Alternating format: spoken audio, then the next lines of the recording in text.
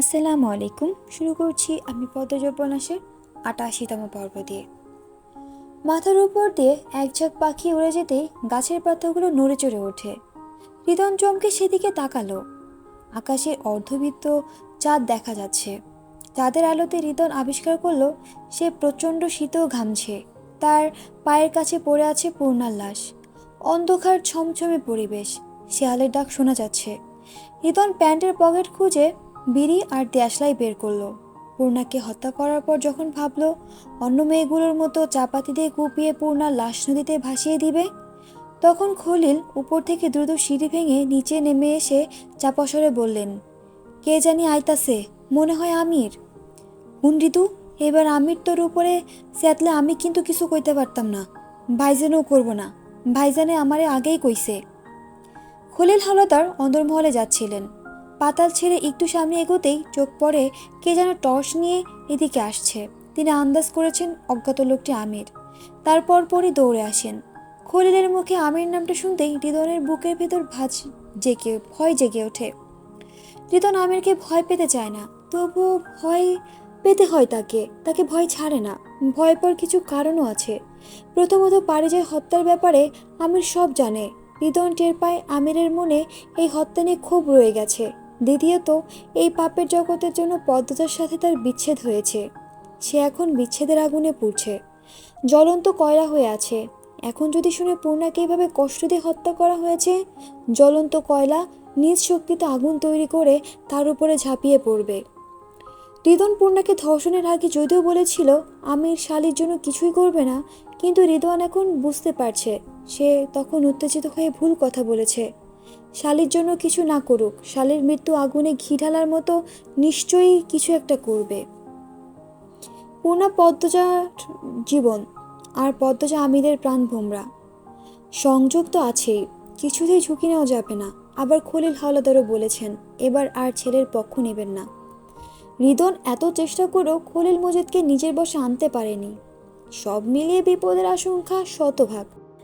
হৃদন ভাবল, আপাতত আমিরকে রাগানো ঠিক হবে না। আমিরকে হত্যা করার ব্যাপারে মজিদ খলিল দুজনকে হৃদন বাগে আনতে পেরেছে। একটা মৃত লাশের জন্য পরিকল্পনা নষ্ট করা উচিত হবে না। আর দুটো দিন সহ্য করতেই হবে আমিরকে। হৃদন খলিল ও আসমানিকে নিঃশ্বাসের গতিতে বলল, তোমরা এখানে থাকো, দড়িটা ওই চিপায় লুকিয়ে রাখো।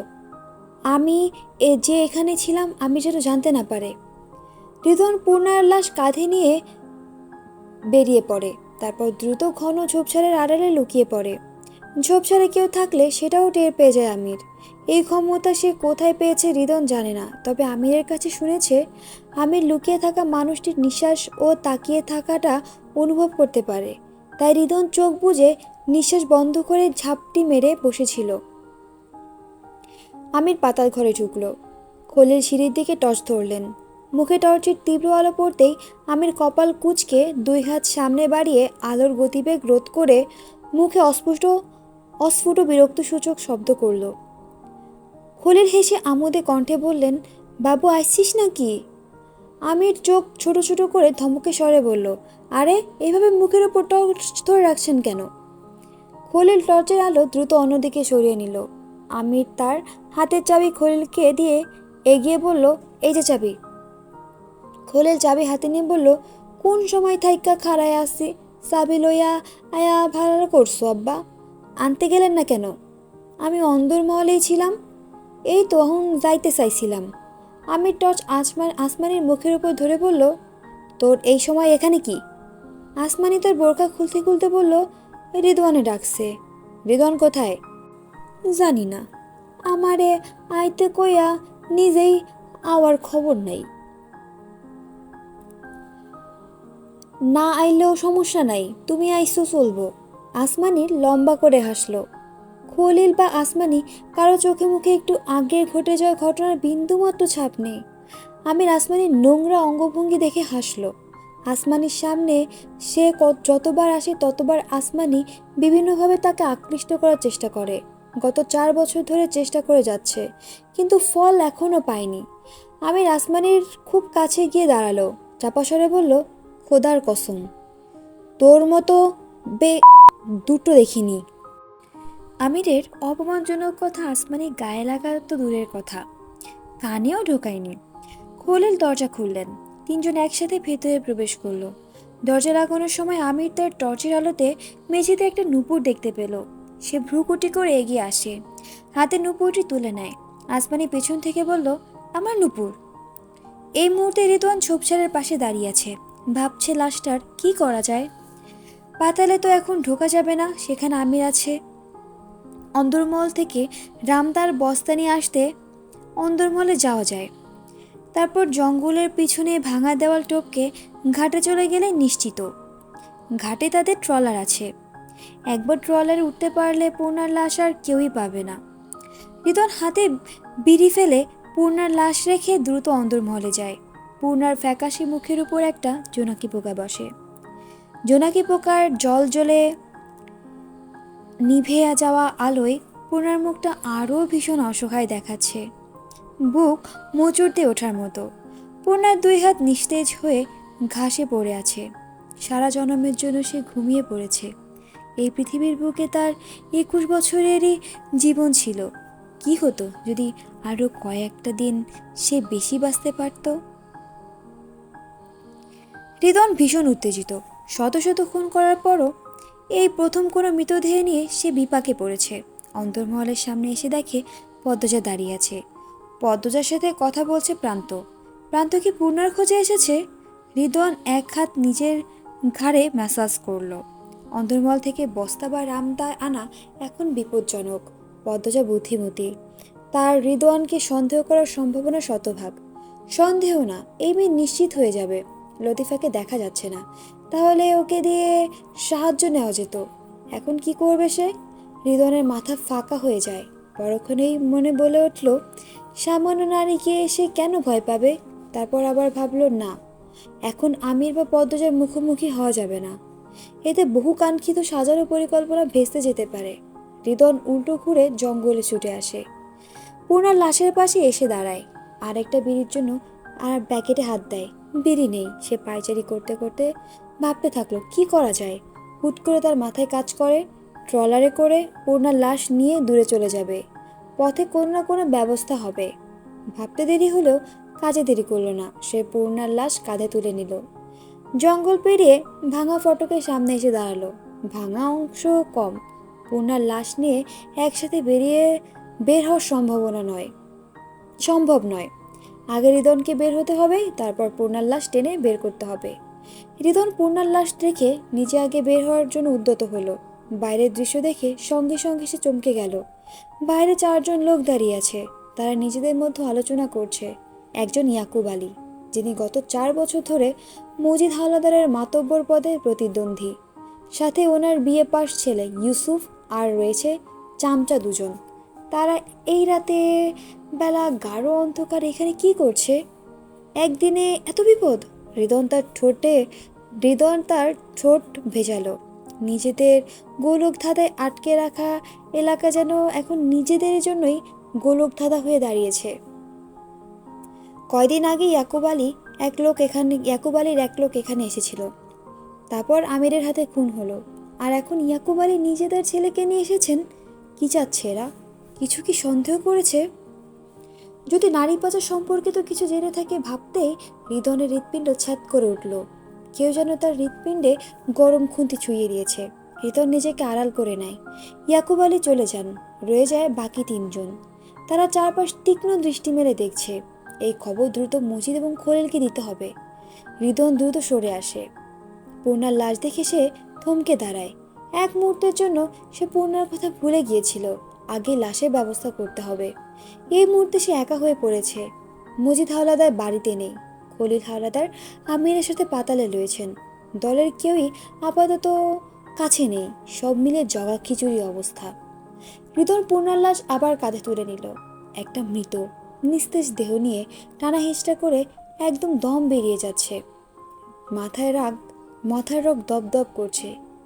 এতদিনের অভিজ্ঞতা আজ হৃদনের কোনো কাজেই লাগছে না। কোনো পথ খুঁজে পাচ্ছে না। আচ্ছা, আমির তার জায়গায় থাকলে কি করতো? কিছু তো করতোই। হৃদন নিজের উপর বিতৃষ্ণা নিয়ে বলল, আব্বা কাকা ঠিকই বলে, আমিরের মাথার এক ফোঁটা বুদ্ধি আমার মাথায় নেই। অনেক ভাবাভাবির পর হৃদন পূর্ণার লাশ একটি গাছের পাশে রাখলো। তারপর শির দ্বারা সোজা করে দাঁড়ালো, বার কয়েক নিঃশ্বাস নিল এবং ছাড়লো। এলোমেলো চুলগুলো ঠিক করে অন্দরমহলে গেল।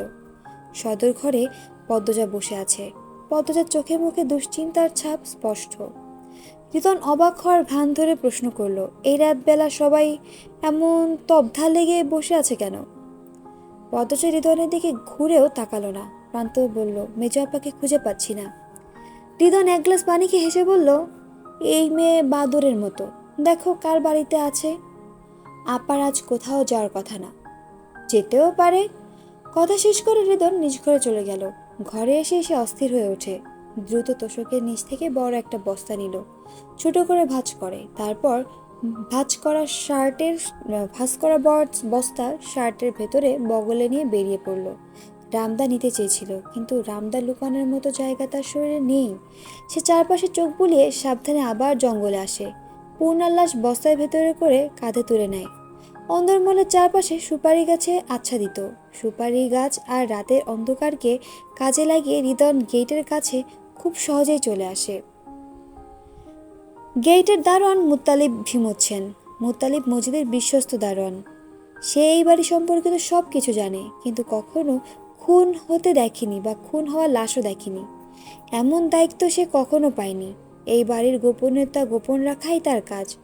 হৃদয় বাধ্য হয়ে মুত্তালিবকে নতুন দায়িত্ব দেওয়ার জন্য ডাকলো, মুত্তালিব কাকা। মুত্তালিব পিটপিট করে তাকালেন। হৃদয়ের মুখটা স্পষ্ট, চোখের সামনে ভাসতেই তিনি চট করে উঠে দাঁড়ালেন। হৃদয় ইশারায় শান্ত হতে বললেন। মুত্তালিব উৎসুক হয়ে তাকালেন। হৃদয় তার কাঁধের বস্তা মুত্তালিবের পায়ের কাছে রেখে মুত্তালিব প্রশ্ন করলেন, বস্তার ভিতরে কি তা? হৃদয় শান্ত স্বরে জানালো, লাশ। হৃদন শান্ত স্বরে বলল, মুত্তালিবের জন্য এই শব্দটি ভয়ানক ছিল। তিনি চমকে উঠলেন। হৃদন চারপাশ দেখে বলল, আপনাকে একটা কাজ করতে হবে, বিনিময়ে বেতনের চেয়ে 4-3 গুণ পাবেন। মুত্তালিব সাধারণত বেতনের চেয়ে এমনিই 3 গুণ, তার উপর আবার 3 গুণ মানে রাজপ্রাসাদ জেতার মতো। লোভনীয় প্রস্তাব। মুত্তালিবের চোখ দুটি চকচকে হয়ে ওঠে। অর্থের লোভে মনের ভয় চাপা পড়ে। তিনি অভিজ্ঞ স্বরে সাহস নিয়ে বললেন, তুমি খালি কও, বাকি কাম আমার।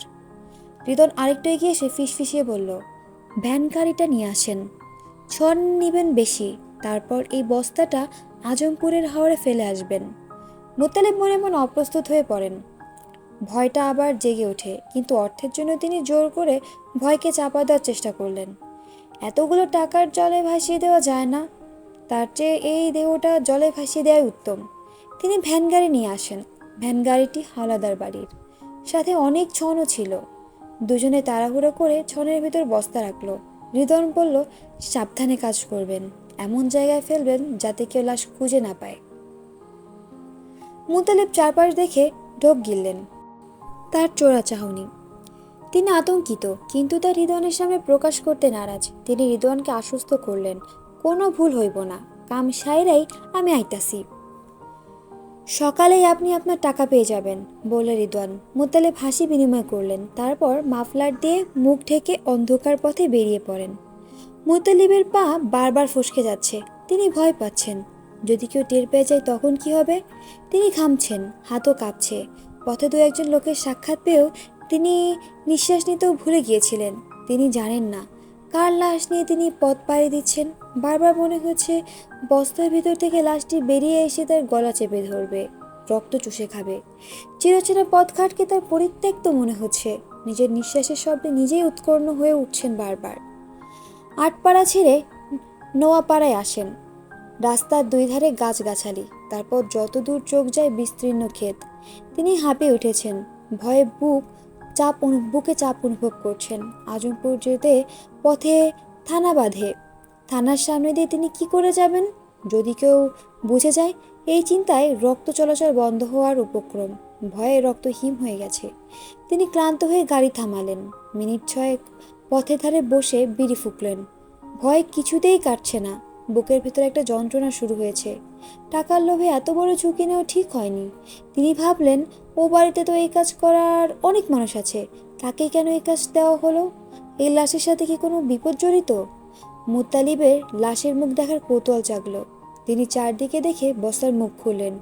বেরিয়ে আসে চেনা শ্যামবর্ণের মুখখানা, গলায় গাঢ় দাগ, চোখে মুখে আঁচড়। মুত্তালিব ভয়ে কান্না করে দিলেন। এই মেয়েটাকে তিনি সন্ধ্যাবেলায় দেখেছেন জলজ্যান্ত, এখন মৃত।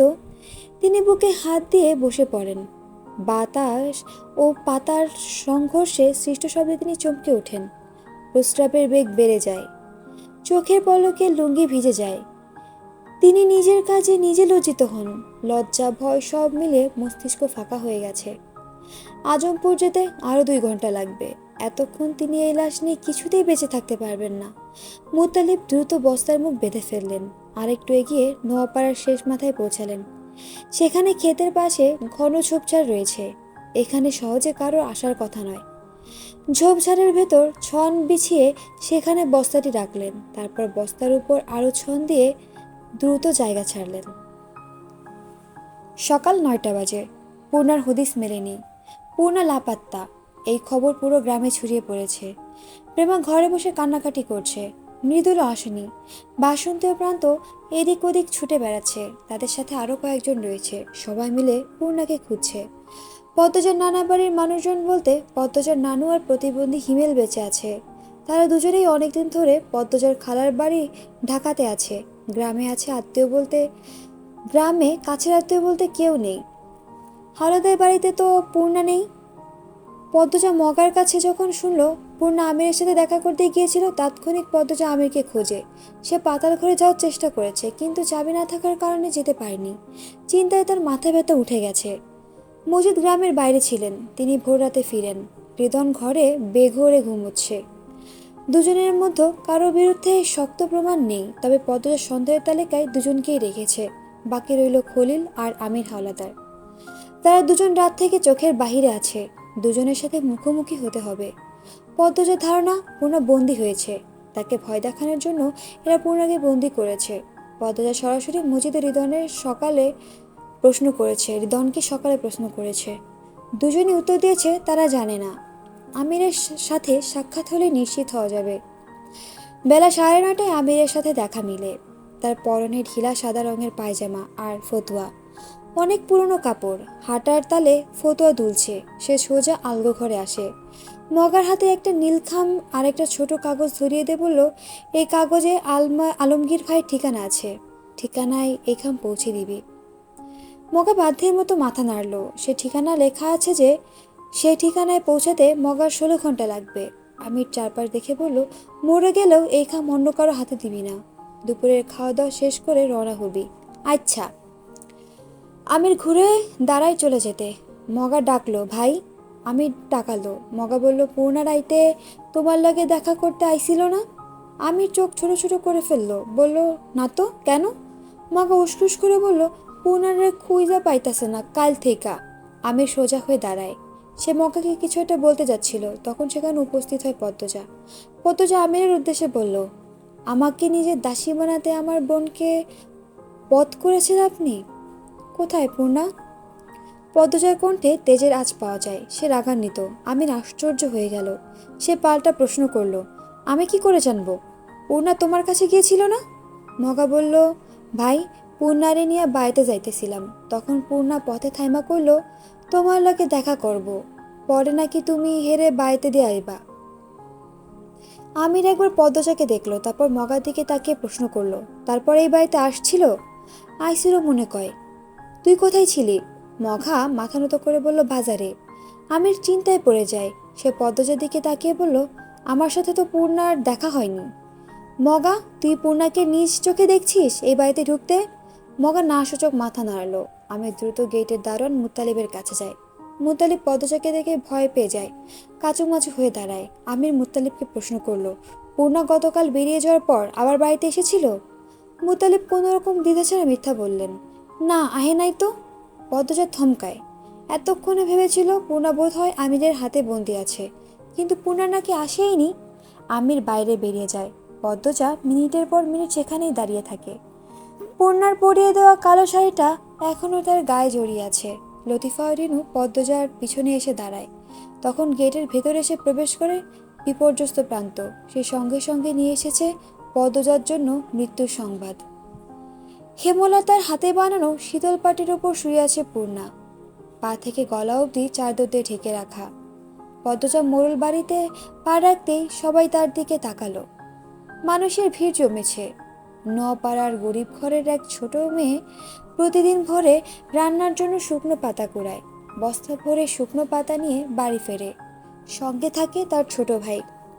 দুজন মিলে নিত্যদিনের মতো আজও পাতা কুড়াতে বের হয়েছিল। ঝোপঝাড়ে ছনের স্তূপ দেখে তারা খুব অবাক হয়। রান্নার কাজে ছন খুব ভালো কাজ করে। তারা ছন সংগ্রহ করতে গিয়ে একটা ভারী বস্তা আবিষ্কার করে। বস্তার মুখ খুলে দুজনেই ভয় পেয়ে যায়, দৌড়ে পালিয়ে যায়। এই ঘটনা গ্রামে ছড়িয়ে দেয়। গ্রামের কয়েকজন পূর্ণাকে চিহ্নিত করে, তারপর নিয়ে আসে আটপাড়ায়। পূর্ণার লাশ মোড়ল বাড়িতে নিয়ে আসতে আসতে পুরো গ্রাম পূর্ণার মৃত্যুর খবর জেনে যায়।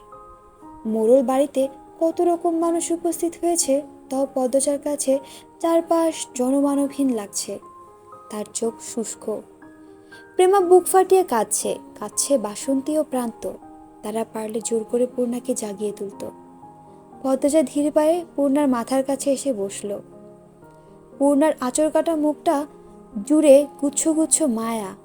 পদ্মজা এক হাতে ছুঁয়ে দেয় পূর্ণার মুখ, তারপর মৃদুস্বরে ডাকলো, পূর্ণা, পূর্ণা রে। পূর্ণা সাড়া দেয় না। সে এখন মৃত একটি লাশ মাত্র, যে কিছুক্ষণের মধ্যে মাটির নিচে চিরজীবনের জন্য চলে যাবে। পদ্মজার চোখ ঘুরে চারপাশ দেখল। তাকে কেমন যেন দেখাচ্ছে। পদ্মজা চারদিকে তাকিয়েও কোনো মানুষ দেখতে পেল না, অথচ তার চারপাশে মানুষজনের মেলা বসেছে। পদ্মজা পূর্ণার এক হাত মুঠোর নিয়ে চুমু দিল। পূর্ণার আঙুলে চুল পেঁচানো। পদ্মজা সময় নিয়ে চুল থেকে পূর্ণার আঙুল মুক্ত করল। অনেক লম্বা একটা চুল, মেয়ে মানুষের চুল। পূর্ণা মৃত্যুর পূর্বে কোনো মেয়ের চুল টেনে ধরেছিল তা স্পষ্ট। পদ্মজা পূর্ণার কপালে চুমু দিল, তারপর আবার আদরে স্বরে ডাকলো, পূর্ণা, বোন আমার। তোর আবার ডাকছে, তোর পদ্মজা আপা। পূর্ণার সাড়া দিবে না, কোনোদিনও সাড়া দিবে না। তার দুরন্তপানা জীবনের জন্য থেমে গেছে। পদ্মজা বিশ্বাস করতে পারছে না। সে অস্থির হয়ে ওঠে, একটু দূরে সরে বসে। তার নিঃশ্বাস এলোমেলো এবং ভারী। বুকের ভেতর তোলপাড় বয়ে যাচ্ছে।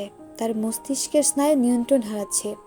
সে হামাগুড়ি দিয়ে আর একটু দূরে সরে যায়, মাথায় হাত দিয়ে বসে, তারপর আর একটু দূরে সরে যায়। এভাবে যেতে যেতে অনেক দূর চলে যায়। মানুষ তাকে হাঁ করে দেখছে। কিছুক্ষণ দূরে বসে থেকে চট করে উঠে দাঁড়ায়, দ্রুত পায়ে পূর্ণার কাছে আসে। পূর্ণার মাথায় হাত বুলিয়ে দিয়ে চারপাশ দেখলো। কি অদ্ভুত, সে এখনো কাউকে দেখতে পাচ্ছে না, শুধু বাসন্তী, প্রেমা ও প্রান্তকে দেখছে। আর দেখছে ঘুমন্ত পূর্ণাকে। পদ্মজা পূর্ণার কানের কাছে গিয়ে ফিসফিসিয়ে বলল, আমার সুন্দর চাঁদ, আজ তোর বিয়ে। মৃদুল, মৃদুল ভাই কোথায়? সে কি আসেনি? পদ্মজা চারপাশ চোখ বুলিয়ে মৃদুলকে খুঁজল। যখন সে মৃদুলকে খুঁজতে লাগলো, তখন তার চোখে পড়ল অনেক অনেক মানুষ এসেছে। এত মানুষ কখন এলো? মৃদুল কোথায়?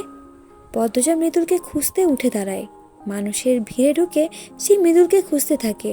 আমি দূরে দাঁড়িয়ে আছে, তার বুক ছিঁড়ে ছিন্ন ভিন্ন হয়ে যাচ্ছে। সে এলোমেলো হয়ে যাওয়া পদ্মজাকে দেখছে। পদ্মজা বুকের ভেতর যে সহ্য ক্ষমতা পুষে রেখেছিল, আজ সেটা ধ্বংস হয়ে গেছে। এই মুহূর্তে পদ্মজা নিজের মধ্য নেই, একটুও কাঁদছে না। আমিরের ইচ্ছে হচ্ছে পদ্মজাকে বুকের সাথে জড়িয়ে রাখতে, যেন সে হাউমাউ করে কাঁদতে পারে। কিন্তু সেই ইচ্ছে প্রকাশের দুঃসাহস আমিরের নেই। সে এগিয়ে এসে পূর্ণার মুখের দিকে তাকালো। পূর্ণা খুন হয়েছে শুনে আমির, রিদন, খলিল আর মজিদকে সন্দেহ করেছিল, কিন্তু আমিরের জানা মতে এরা এত বড় ভুল করবে না।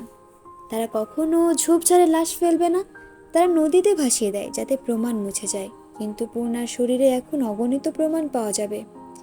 একজন কুখ্যাত অপরাধী হিসেবে আমি নিশ্চিত এমন বোকামি একমাত্র প্রথম খুন করা কেউই করবে, অথবা যাকে দায়িত্ব দেওয়া হয়েছে লাশ গুম করার, সে বোকা। অলন্দপুরে তারা ছাড়া আর কে হতে পারে? বাসন্তীর হাতের নড়াচড়ায় পূর্ণার পায়ের চাদর সরে যায়। তারপর এক পায়ে নুপুর দেখে আমিরের গায়ের পশম দাঁড়িয়ে পড়ে। সঙ্গে সঙ্গে সে রাগে হাত মুষ্টিবদ্ধ করে ফেলল। তার চোখের রং পাল্টে যায়, জল শক্ত হয়ে আসে।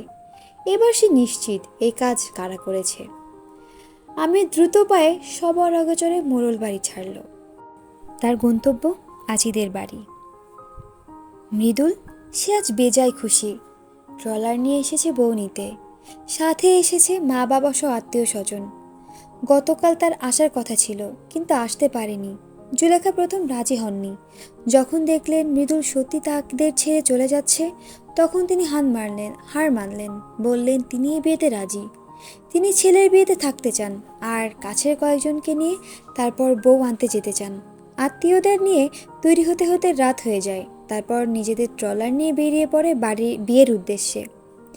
জুলেখা এখনও গাল ফুলে বসে আছেন। তিনি মন থেকে এই বিয়েতে রাজি নন। মৃদুলের তাতে যায় আসে না, তার বাবা মা বিয়েতে থাকছে এটাই অনেক। আটপাড়ার খালে এসে ট্রলার থামে। খাল থেকে পূর্ণাদের বাড়ি যেতে মিনিট 5 লাগে। উত্তেজনায় মৃদুলের বুক কাঁপছে, তার ঠোঁটে হাসি লেগেই আছে। যে কোনো কথায় সে হাসছে। ট্রলার থেকে নামার সময় একটা কালো ব্যাগ হাতে তুলে নেয়। মৃদুলকে ব্যাগ নিতে দেখে তার এক ভাই বলল, আরে ব্যাটা, ব্যাগ আমার কাছে দে, তুই জামাই মানুষ। মৃদুল দিতে রাজি হলো না। এই ব্যাগে থাকা প্রতিটি জিনিস লাল। সে নিজে পূর্ণার জন্য পছন্দ করে কিনেছে। ব্যাগের সব কিছু দিয়ে আজ পূর্ণা সাজবে। সে নিজের হাতে এই ব্যাগ পূর্ণার হাতে দিতে চায়। মৃদুল নাছোড় বান্ধা। তার ভাই তার সাথে তর্ক করে পারল না। মৃদুল খুশির জ্বরে ভাসছে। সে সবার আগে হেঁটে যায়। মৃদুল মিনিট 2 হাঁটার পর মোড়ল বাড়ির সামনে ভিড় দেখতে পেল। মৃদুল অবাক হলো, গ্রামবাসীকে দাওয়াত দেওয়া হলো নাকি? নিজে নিজে উত্তর খুঁজে নিল, দাওয়াতি হতে পারে। পূর্ণা কত পাগল। মৃদুল হাসলো, কিন্তু সেই হাসি মিলিয়ে গেল বাড়ির কাছাকাছি এসে। বাড়ি থেকে কান্নার স্বর ভেসে আসছে। জুলেখা বললেন, বাড়ির ভিতরে কান্দাকাটি হইতেছে না? মৃদুল চুপসে গেল, মনে মনে প্রশ্ন করলো, পদ্মজা ভাবির সাথে আবার কিছু হলো নাকি? সে দৌড়ে বাড়ির ভেতরে ঢুকলো। মানুষজনকে ঠেলে ঠুলে পূর্ণার লাশের সামনে এসে দাঁড়ায়। পূর্ণার লাশ দেখেই চোখ বন্ধ করে ফেলল। খুশিতে মাথা নষ্ট হয়ে গেল নাকি? চোখে কিসব দেখছে? মৃদুল আবার চোখ খুলল। পূর্ণাকে পা থেকে মাথা অবধি দেখল। পূর্ণার পায়ে এখনো আলতা লেগে আছে, কাদা মাখা লাল টুকটুকে দুটো পা। এই পায়ে হেঁটে দৌড়ে তার কাছে আসার কথা ছিল না, অথচ কেমন নিস্তেজ হয়ে শুয়ে আছে পূর্ণা।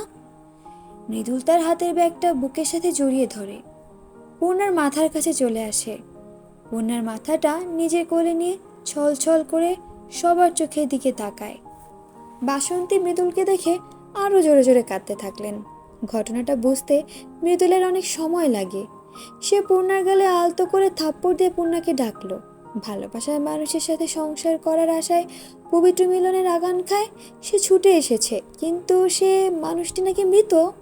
মৃদুল অবাক চোখে তার মা বাবার দিকে তাকায়। কেমন স্বপ্ন লাগছে সব। পুলিশ এসে ভিড় কমিয়ে দেয়। লাশের আশেপাশ থেকে সবাইকে যেতে বলে। মৃদুল বোকা বোকা চোখে পুলিশদের দিকে তাকায়। একজন পুলিশ তার বাহু ধরে সরে যেতে বললে মৃদুল পূর্ণাকে অনুরোধ করে বলল, পূর্ণা, এই পূর্ণা, ওঠো, আমার শেষ কথাটা রাখো, ওঠো তুমি, আমি তোমারে নিয়ে যাইতে আইছি। মৃদুল দ্রুত ব্যাগের চেন খুলল। তার হাত কাঁপছে। এসব কি হলো? কেন হলো? পৃথিবীটা এরকম করে ভেঙে যাচ্ছে কেন? বুকের ভেতর কিসের এত শব্দ? সে ব্যাগ থেকে লাল টুকটুকে বেনারসি বের করলো।